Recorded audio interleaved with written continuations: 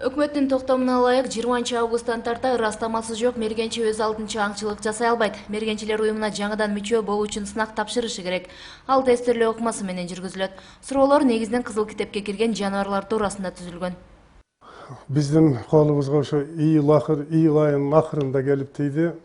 Аңчылык департаменттин буйругу менен кошо келери менен биз аңчылардын бардыгын ошо баштапкы уюмдарга токтомдун көчүрмөсүн, буйруктун көчүрмөсүн бардыгын жеткиришке аракет кылдык. Биз жеткирип бүттүк. Азыркы убакта жерлерде ушу токтомдун немесин негизин аткарууга толугу менен кириштик. Азыр өлкөнүн бардык аймактарында тест жүргүзүүгө комиссиянын курамы бекитилген. Ага ички иштер органы, экологиялык жана техникалык коопсуздук инспекциясы, мергенчилер коому жана жергиликтүү бийлик өкүлдөрү тартылган. Түзүлгөн комиссиянын корутундусу менен гана мергенчилик үчүн курал ала алышат. Бирок буга мергенчи болууну каалагандар каршы чыгууда.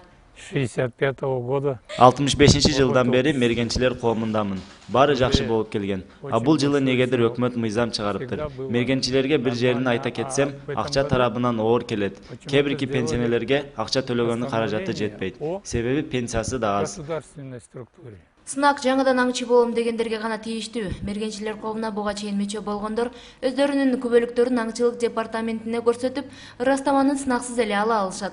Акысы 55 жашка чейинкилерге 10 жылга 1500 сом, ал эми андан жогорку урактагыларга мөөнөтсүз болот. Бул токтомду билген эмес, эми угуп атабыз. Эми бир жума ичинде тез арасын алмаштырабыз. Акча кетсе дагы эми бул деле хобби экен да. Кылабыз да. Законга каршы чыга албайбыз. Токтом кызыл китепке кирген жаныбарлардын азайышына жол бербөө максатын көздөйт. Талдоочулар жобо учурунда кабыл алынды дешүүдө. Анткени айрым жаныбарлардын түрлөрү жоголуп баратат. Бирок ошол эле учурда коррупцияга жол ачылып калышы мүмкүн деп бааланып жатат.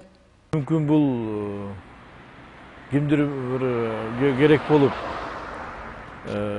ойлоп ошол мергенчилердин жактан дагы акча табуу жолдорун ойлоп чыгарып жатканды. Эми ошону кимдир бирөө ошого экзамен тесттин негизинде мергенчиликтерди мүмкүн кабыл алабыз десе, бир жагы туура. Экинчи жагы кимдир бирөө бизнес кылам деп ойлоп жатса керек мунун негизинде. Сынактын негизинде курал алууга уруксат берген токтомду өкмөт башчы ушул жылдын 24-июнунда кабыл алган. Ага ылайык ырастамасы жок аңчылык кылган жаран административдик жазага тартылат. Кылымжан Азамат кызы Микель Назарбаев, Ынтымак, Жалал Абад шаары.